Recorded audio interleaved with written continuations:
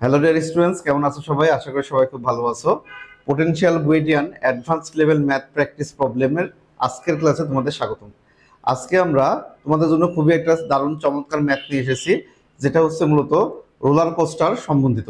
যেটা roller coaster যখন উপর থেকে তোমরা দেখছো, উপর থেকে পরে কিন্তু সেটা কিন্তু টোটাল বৃত্তাকার ভাবেও পথ অতিক্রম করে ইজিলি চলে যায়, কিন্তু এটা কিন্তু আমাদের ওর ভিতরে যাত্রী বা গাড়ি কোনোটা কিন্তু নিচে পড়ে না। ঠিক আছে, তাহলে এই রোলার কোস্টার কিভাবে সম্পূর্ণ উল্টাভাবে 180 ডিগ্রি কোণে আসলেও তার ভিতরে সবাই স্থির থাকতে পারবে, বা তার জন্য তার কতটুকু বেগ হওয়া লাগবে, তাহলে এই বিষয় নিয়ে আজকে আমরা তোমাদের সামনে দারুণ একটা কনসেপচুয়াল ম্যাথ নিয়ে এসেছি। সো প্রশ্ন আমাদের আজকের ভিডিওটি হতে চলেছে খুবই একটা দারুণ মজাদার এবং খুবই ইন্টারেস্টিং বেসিক ভিডিও। সো শুরু থেকে শেষ পর্যন্ত অবশ্যই থাকবা, তাহলে এই রোলার কোস্টার সম্বন্ধে যাবতীয় ম্যাথ কি ধরনের আসতে পারে এবং এগুলো আমরা কিভাবে কত ইজিলি একদম কত সহজেই সলভ করতে পারি। অনেকে তো রোলার কোস্টার নাম শুনলে মনে করে কি না কি কঠিন কিছু, কিন্তু এটা যে কত ইজি এবং একদমই সহজ একটা কনসেপ্ট, সেটা আজকে আমরা তোমাদের সাথে A to Z ডিটেলসে আলোচনা করবো। ঠিক আছে, তাহলে অবশ্যই শুরু থেকে শেষ পর্যন্ত আমাদের সাথে থাকো, তাহলে আর তোমাদের এই রোলার কোস্টারের এই বিষয়ে বেসিক জ্ঞানে আর কোনো সমস্যা থাকবে না। তো আসো শুরু করা। প্রথমে আগে আমরা প্রশ্নটি ভালো করে বুঝে নিই, তারপরে আমরা সমাধান করা শুরু করবো। দেখো কি বলা আছে, যে একটি রোলার কোস্টার একটি ঘর্ষণহীন তলে মহাকর্ষের প্রভাবে গড়িয়ে চলে। তলটি আর ব্যাসার্ধের একটি বৃত্তাকার লুপে শেষ হয়। সম্পূর্ণ বৃত্তাকার পথটি অতিক্রম করার জন্য রোলার কোস্টারটিকে সর্বনিম্ন কত উচ্চতা হতে যাত্রা শুরু করতে হবে? তাহলে আমরা এখানে যে রোলার কোস্টারের কথা বলতেছি, এটা শুধুমাত্র আমরা বলতেছি এটা শুধুমাত্র কিভাবে চলবে, দেখো মহাকর্ষের প্রভাবেই চলবে। তার মানে এটা আলাদা কোনো ইঞ্জিন দিয়ে বল প্রয়োগ করা বা কিছু হবে না। তার মানে আমরা কি করব, একটা উঁচু জায়গা থেকে কোস্টারকে ছেড়ে দিব, তাহলে সে কি করবে, উঁচু জায়গা যখন থাকবে তার মধ্যে বিভব শক্তি থাকবে, সেই বিভব শক্তির কারণে সে নিচে নেমে একটা নির্দিষ্ট বৃত্তাকার পথে লুপি সহ একটা নির্দিষ্ট বেগে গতিশীল হয়ে আবার চলে আসবে। ফলে শুধুমাত্র মহাকর্ষ বলের জন্য আমরা হিসাব করতেছি, আমরা আপাতত ধরে নিচ্ছি রোলার কোস্টারের থেকে আর কোনো বাহ্যিক বল বা রোলার কোস্টার যেমন ইঞ্জিন দ্বারা প্রদত্ত বল এমন কোনো বল আপাতত নাই বলে ধরে নিচ্ছি। ওকে, তাহলে ঘটনাটা কেমন হবে যদি আমরা এটাকে একটু চিত্রের মাধ্যমে দেখাই, তাহলে আমাদের জন্য প্রশ্নটা খুব ইজি হয়ে যাবে। দেখো, যে আমরা মনে করতেছি আমরা একটা উঁচু জায়গা থেকে, সাপোজ মনে করো এখান থেকে একটা রোলার কোস্টারকে ছাড়বো, আর রোলার কোস্টারের ট্র্যাকটা বা পথটা কেমন আছে, যেভাবে ঢালু হয়ে গেছে, হয়ে যায় এইখানে গিয়ে একটা বৃত্তাকার লুপে আকারে চলে গেছে। ঠিক আছে, তাহলে বৃত্তাকার লুপ হয়ে এই পাশ দিয়ে হয়তো রাস্তাটা আবার এভাবে চলে গেছে। ঠিক আছে, তাহলে এইভাবে এসে আমাদের রোলার কোস্টারটা এখান থেকে যাত্রা শুরু করবে। ঠিক আছে, এখান থেকে যাত্রা শুরু করে এখান থেকে এসে সোজা এক পাক বৃত্তাকার পথ দিয়ে ঘুরে এভাবে চলে যাবে। ওকে, এটা কিন্তু আমাদের বৃত্তাকার মানে পাশাপাশি বৃত্তাকার লুপ হয়ে সাইড দিয়ে পাস করে চলে যাচ্ছে। ঠিক আছে, তাহলে আমরা 3D চিত্র মনে করো। তাহলে যদি এমন ঘটনা ঘটে, তাহলে আমরা এখানে হিসাব করব কিভাবে। আমাদের বলছে এই রোলার কোস্টারের হাইট, ঠিক আছে, তাহলে এই যে এটাকে যদি আমরা আনুভূমিক লেভেল ধরে নিই, তাহলে এর সাপেক্ষে এই হাইটটা বের করতে হবে, যে হাইটের মান কমপক্ষে কত হইতে হবে। হাইটের মান যদি অনেক বেশি হয় তাহলে তো ইজিলি আমাদের কি করবে, লুপ অতিক্রম করবে আর দ্রুত গিয়ে অনেক দূরে আগায় যাবে। কিন্তু আমাদের বলছে সর্বনিম্ন এই এইচ এর ভ্যালু সর্বনিম্ন কত রাখতে হবে, যেন এটা এখান থেকে এসে এই পুরো একটা বৃত্তাকার পথটা ইজিলি একটা লুপ কমপ্লিট করে। ঠিক আছে, যেন একটা লুপ ইজিলি কমপ্লিট করতে পারে, তার জন্য এইচ এর মিনিমাম ভ্যালু, যদি আমরা বলি এই হাইটটা এইচ, তাহলে এইচ এর মিনিমাম ভ্যালু কত হবে, যেখানে এই যে বৃত্তাকার লুপ, তাহলে এই বৃত্তাকার লুপের ব্যাসার্ধ, তাহলে এটা দেওয়া আছে মনে করো আমাদের আর, তাহলে এটা বৃত্তাকার লুপ যদি আমরা ধরে নিই, তার ব্যাসার্ধ আর দেওয়া আছে এবং বলা আছে এইচ এর ন্যূনতম ভ্যালু বের করতে হবে। ওকে, তাহলে আসো আমরা সমাধান শুরু করি। তাহলে এখানে আমরা কোন কিসের সাহায্য করব, যখন দেখো শুধুমাত্র মহাকর্ষ বল আছে, বাহ্যিক কোনো আর বল কাজ করছে না, এরপরে আমরা যদি বলে দিছি, তাহলে এটা আমরা যে শক্তির সংরক্ষণশীলতা অ্যাপ্লাই করলে সবচাইতে ইজিলি আমরা কি করতে পারবো, এটা আমরা অ্যান্সার করতে পারবো বা এটা আমরা সমাধান করতে পারবো। তাহলে আমরা কি করব, যেখানে এমন টাইপের হবে একটা নির্দিষ্ট উৎস থেকে পরে বস্তু বেগ প্রাপ্ত হচ্ছে, তাহলে গতিশক্তি বিভব শক্তির বিষয় আছে, সেখানে আমরা কি করব, সবসময় মোট শক্তি আদি পয়েন্ট আর শেষ পয়েন্টে যে মোট শক্তি সমান, তাহলে এটা যদি অ্যাপ্লাই করি তাহলে আমরা খুব ইজিলি হিসাব করতে পারবো। ওকে, তাহলে আমরা যদি ধরে নিই প্রাথমিক অবস্থায় সে এইচ পরিমাণ উচ্চতায় আছে, তাহলে এই পয়েন্টে আমাদের কি শক্তি আছে, শুধুমাত্র বিভব শক্তি আছে, কোনো গতিশক্তি নাই। যখন এখান থেকে সে গতি হয়ে আসতে নিচে নামবে, নেমে মনে করো একদম লাস্ট এই পয়েন্টে আসছে, সাপোজ আমরা ধরলাম যে লুপের একদম নিচ পয়েন্টে এখানে আছে, তারপরে উঠবে, তাহলে এইখানে যে পরিমাণ বিভব শক্তি, এখানে তার শক্তি কি থাকবে, সেমই থাকবে, কারণ আমাদের এই পথটাকে আমরা ঘর্ষণহীন ধরছি, কোনো শক্তির লস নাই। তাহলে এই পয়েন্টের শক্তি হবে এই পয়েন্টের শক্তি, কারণ এই শক্তি নিয়ে তাকে কত দূর উঠতে হবে, এই শক্তি নিয়ে তাকে এইখান থেকে টোটালি অন্তত এইখানে আসতে হবে, যে এইখানে যদি আসতে পারে তারপর টুকু তো মহাকাশের বলে এমনিতেই চলে আসতে পারবে, তাহলে এইখান থেকে অন্তত এই মাথা পর্যন্ত তাকে উঠতে হবে। তাহলে এখান থেকে এখানে ওঠার জন্য তার একটা নির্দিষ্ট শক্তি খরচ হবে। এবং এইখানে এসে এখানে একটা জিনিস খেয়াল করো, যে এইখানে শুধু আসলেই হবে না, এইখানে শুধু তার বেগ জিরো হয়ে যায় তাহলে কি ঘটনা ঘটবে? রোলার কোস্টার যখনই এখানে এসে তার বেগ জিরো হয়ে গেল তো এখান থেকে ঠাস করে নিচে পড়ে যাবে। রোলার কোস্টারটা এইভাবে লাগলে ঠাস করে যাত্রী সহ পুরোটা আমরা বা তার ভিতরে যে যাত্রী থাকবে তারা তো নিচের দিকে ঝুলে যাবে বা নিচের দিকে বল অনুভব করবে। ফলে আমাদের কি হবে না, যে শুধুমাত্র এই পর্যন্ত আসলেই হবে না, ওইখানে এসে তার বেগ জিরো হওয়া যাবে না।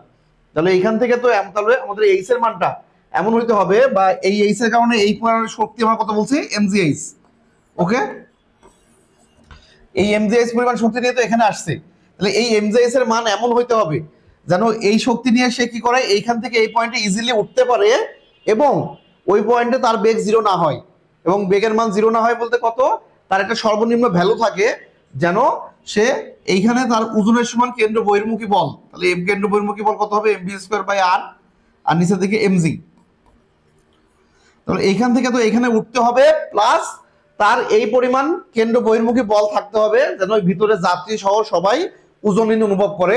ফলে রোলার কোস্টার যখন এবার সম্পূর্ণ উল্টা হবে 180 ডিগ্রি কোণে, তার ভিতরে যাত্রীরা সব ওজনহীনতার কারণে নিচের দিকে কোনো বল লাভ করবে না বা পড়ার কোনো সম্ভাবনা থাকবে না বা পড়বে না, বা তারা কি পড়ার জন্য নিচের দিকে কোনো বলই অনুভব করবে না, তারা ইজিলি বসে থাকতে পারবে। ঠিক আছে, তাদের কাছে কোনো অস্বস্তি বোধও হবে না।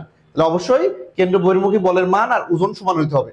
তার মানে এই দুটো যদি আমরা সমান করি তাহলে MV square by R MG যদি আমরা সমান দিই, তাহলে এমবি স্কোয়ার বাই আর সমান সমান যদি আমরা বলি এমজি, তাহলে এখান থেকে দেখো যে একটা বেগের মান আমরা পাচ্ছি এম কাটা, তাহলে ভি স্কোয়ার সমান সমান আর জি, তাহলে ভি সমান সমান রুট ওভার আর জি, তাহলে ভি স্কোয়ার সমান আর জি বা ভি সমান রুট ওভার আর জি, এই পরিমাণ বেগ তার মধ্যে থাকা লাগবে।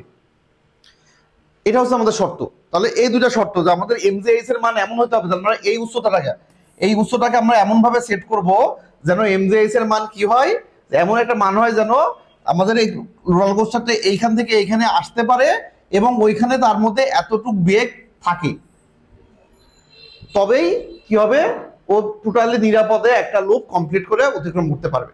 ঠিক আছে, আশা করি শর্তটা বুঝতে পারছো। তাহলে আমরা জাস্ট কি করে দেবো, তাহলে এখন যদি আমরা সেটা ইকুয়েট করে দিই, তাহলে আমাদের এমজিএইচ, তাহলে এমজিএইচ এর মান কত হইতে হবে বললাম, যে এমজিএইচ এর মান হইতে হবে এইখান থেকে এখানে আসতে হবে। তাহলে এইখান থেকে যদি এখানে আসে তাহলে কি হবে, ভূমি থেকে একটা নির্দিষ্ট উচ্চতায় উঠছে, বিভব শক্তি লাভ হবে। তাহলে এই পয়েন্টের বিভব শক্তি কত, এটা যদি আর হয় তাহলে এটা টোটাল 2r, তাহলে বিভব শক্তি হবে mg ইন্টু 2r প্লাস গতিশক্তি হাফ এম ভি স্কোয়ার, তাহলে হাফ এম ভি স্কোয়ার, তাহলে ভি স্কোয়ারের মান আমরা কত পাইলাম, আর জি, তাহলে ভি স্কোয়ারের মান আর জি, তাহলে এই পরিমাণ গতিশক্তি। তাহলে এই পয়েন্টের যে শক্তিটা সেটা এই পয়েন্টে বিভব শক্তি এবং গতিশক্তি দুইটার সমষ্টির সমান হইতে হবে।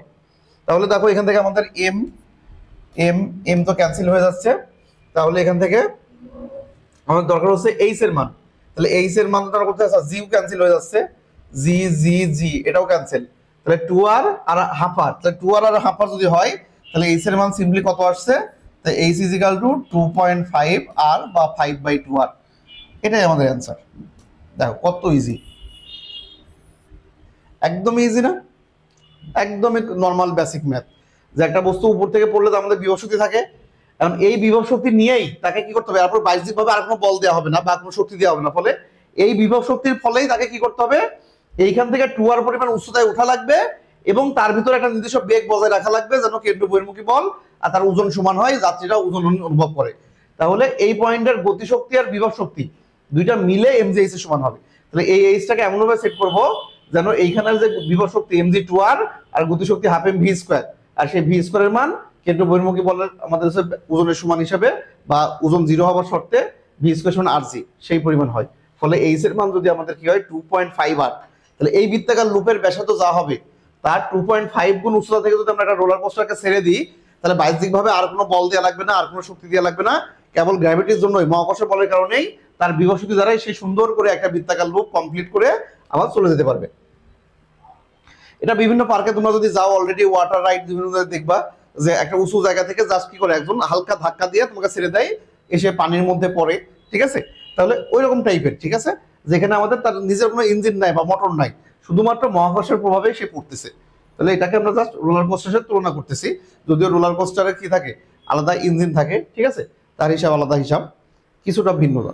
ওই ইঞ্জিন দ্বারা সবসময় একটা বল প্রযুক্ত হতে থাকে, ফলে তার হাইট এত লকার হবে না। যেহেতু আমরা যদি একে প্রতিনিয়ত একটা শক্তি দিতে থাকি ইঞ্জিনের মাধ্যমে, তাহলে তো আর আমার এই পরিমাণ উচ্চতা দরকার হয় না। ফলে এসে কম উচ্চতা দিলেও সেই ইজিলি কি করতে পারবে, বৃত্তাকার লুপ অতিক্রম করতে পারবে।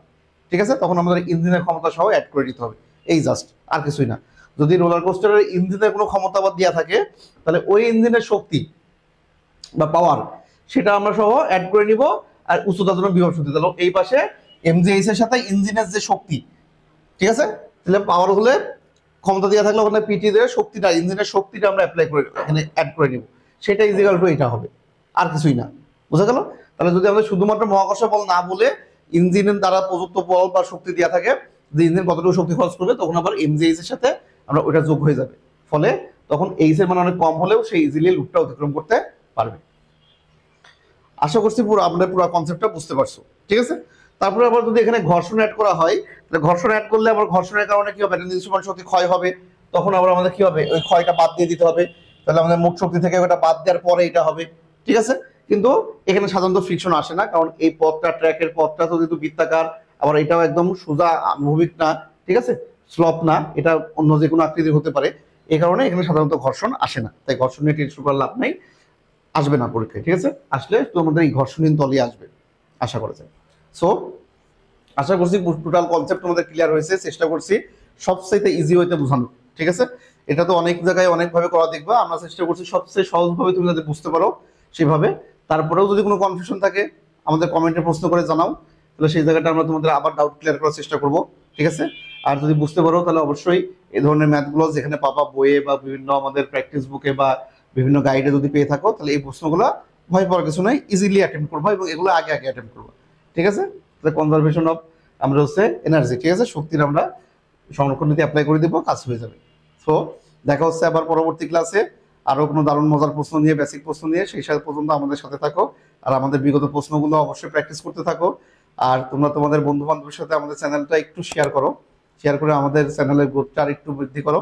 ঠিক আছে, তাহলে আমরা আরো বেশি বেশি ভিডিও ইনশাল্লাহ দিব, কেননা অ্যাডমিশন পরীক্ষা যেহেতু আগায় আসছে, তোমাদের কিন্তু প্রায় সময় হয়ে আসছে। তাহলে আমরা চেষ্টা করবো যত বেশি পারি তোমাদের সাথে সময় দেওয়ার। সো তোমরা আমাদের একটু হেল্প করো, তোমরা তোমাদের বন্ধু বান্ধবদের মধ্যে ভিডিওগুলো একটু শেয়ার করে দাও, তারা যেন আমাদের চ্যানেলে অ্যাড হয় এবং সবাই মিলে গ্রুপ আকারে প্র্যাকটিস করতে থাকো। ঠিক আছে, সো দেখা হচ্ছে নেক্সট ক্লাসে। আল্লাহ হাফেজ।